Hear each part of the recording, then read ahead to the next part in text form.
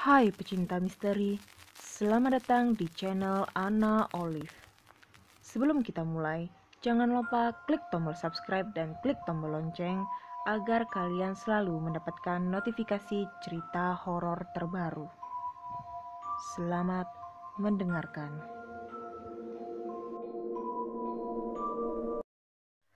Pada saat itu, saya adalah mahasiswa baru di sebuah universitas negeri. Betapa senangnya kala itu saya merupakan salah satu siswa yang diterima dari banyak siswa yang berlomba-lomba untuk masuk ke perguruan tinggi negeri. Di benak saya, kuliah itu sangat asyik, jauh dari pengawasan orang tua, jauh dari peraturan-peraturan seperti di rumah. Saya bersama dua teman saya merencanakan untuk menyewa sebuah rumah untuk menjadi kos selama setahun. Kami memilih rumah yang agak jauh dari pemukiman dengan tujuan menghindari kebisingan-kebisingan. Hari pertama begitu bahagianya kami ketika berhasil menyewa rumah yang cukup besar dengan 3 kamar. Kami bebas untuk menghidupkan musik sekeras-keras mungkin. Kami bertiga sangat kompak, bisa dikatakan seperti itu. Dengan kesibukan kuliah masing-masing yang sangat padat, kami pun jarang berkomunikasi. Kami lebih sering menyendiri di kamar masing-masing. Tidak terasa sudah 2 minggu kami jarang berkomunikasi dan sibuk berkutat dengan urusan pribadi. Suasana seperti ini terjadi sudah 2 bulan. Tanpa disadari, dengan minimnya komunikasi kami ini membuat masing-masing dari kami agak sensitif belakangan itu. Kami sering bertengkar hal-hal yang sepele, seperti berebut mandi, saling perintah bersihkan kos, isi air, dan sebagainya. Mungkin tidak terhitung berapa banyak kami bertengkar kala itu. Memasuki bulan ketiga, masing-masing dari kami sering menginap ke kos teman, ke sekretariat organisasi, dan ada juga yang sering menginap di rumah keluarga. Meskipun kami sering tidur di luar, minimal 2 minggu kami kumpul di kos. Kejanggalan demi kejanggalan mulai terjadi. Mulai dari sapu jatuh sendiri, pagar terbuka dan tertutup sendiri, suara air dari toilet, suara orang bicara. Saat malam, kos kami itu sangat ramai rasanya. Padahal tidak ada siapapun.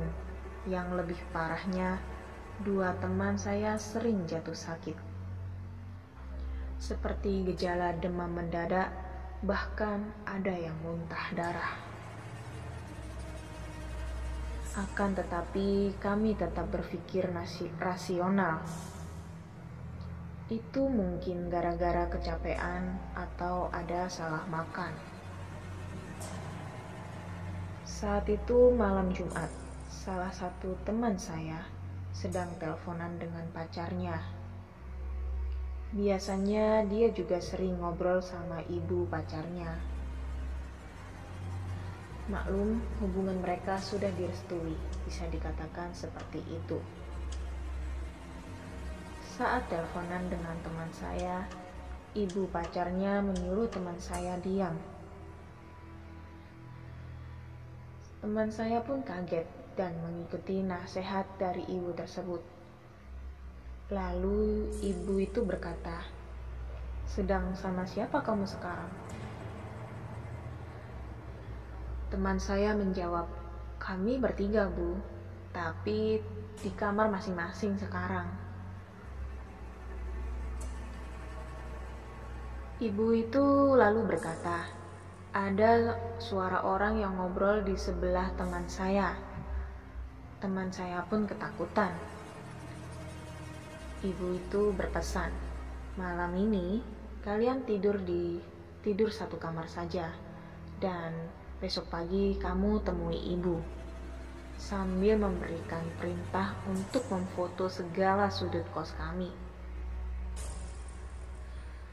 Malam itu kami sangat ketakutan mendengar perkataan dari ibu tersebut, karena ibunda pacar saya termasuk orang pintar yang bisa lihat hal-hal begitu. Esok harinya teman saya langsung menuju rumah pacarnya sambil membawa foto yang sudah di-print kepadanya. Di saat ibu itu berpesan bahwasannya rumah yang kami huni terdapat banyak sekali penunggu. Ia pun berkata bahwa kos kami itu dulunya adalah klinik. Banyak mayat bayi yang meninggal tidak dikuburkan, langsung dibuang melalui saluran pembuangan, biasanya karena keguguran. Bahkan banyak juga orang yang dirawat di klinik tersebut meninggal, sehingga jiwa mereka masih terkurung di sana.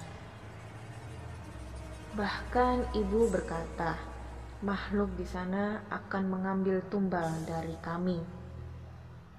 Bukan melalui mereka langsung, yaitu membuat kami saling bunuh. Pantas kami merasakan emosi yang tidak stabil di dalam kos tersebut. Teman saya pun pulang dan mengatakan segalanya kepada kami berdua. Sejak saat itu, ketika ingin pulang ke kos, kami saling tunggu karena takut pulang sendirian. Resah dengan segala ketakutan dan ketidakpastian itu, kami pun mencari tahu mengenai kebenaran mengenai kos kami itu bekas klinik. Kami bertanya pada tetangga terdekat. Mereka mengiyakan kebenaran akan hal itu. Akan tetapi, mereka tidak tahu mengenai mayat bayi yang sering dibuang begitu saja di klinik tersebut. Saat itu kami baru mengetahui kenapa kos kami terdiri atas 3 kamar, yaitu bekas ruang administrasi, ruang rawat inap, ruang apotik atau obat. Akibat kejadian itu, salah satu teman saya ada yang mengundurkan diri dan memilih untuk berhenti kuliah. Yang satunya lagi pindah ke kos lain. Lalu saya pun bergegas mencari kos baru. Demikian, kos tersebut masih menyimpan banyak misteri.